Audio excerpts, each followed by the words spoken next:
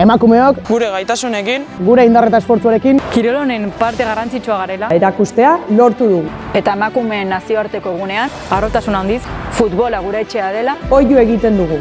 Futbola gure etxea da. Creo que la persona que me conoce sabe cómo siento esto y sabe que lo vivo aquí en presente cuando me ve la gente, pero que lo vivo también fuera.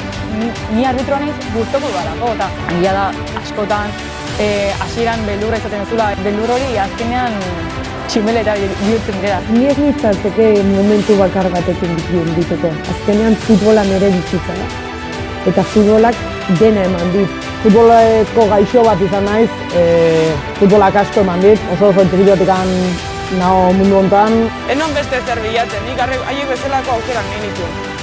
Eta gaur egun azkenen, iritsi nahi dut jokatzea profesionaletan.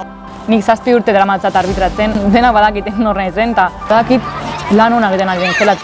Emakumearen lana eta emakumeak egiten duen esfortzua baloratu behar da. Guk ere baukagula toki bat berdegunean, bai barruan eta bai kanpoan entrenatzaile, koordinatzaile, direktibo gisa.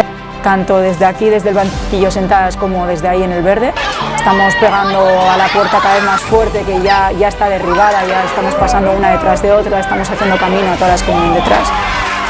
Oain gelditzen dena da, ezberdintasun horri, eman salto horri, jarraipena emateak.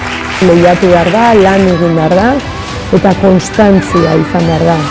Futbola gure etxea da ere. Futbola gure etxea da ere. Futbola gure etxea da ere. Futbola gure etxea da ere.